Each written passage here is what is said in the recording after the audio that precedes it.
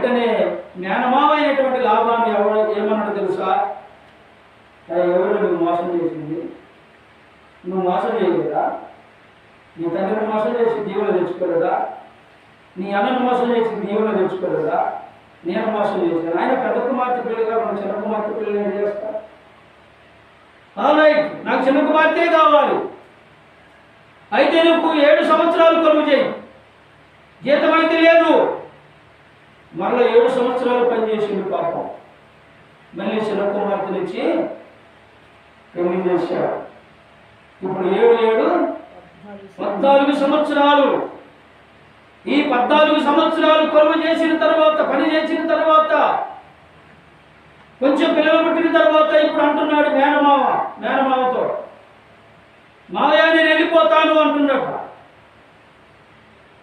మరి నా ఆస్తి నాకు కొంచెం ఇవ్వాలి. నీకు ఆస్తి ఆడిది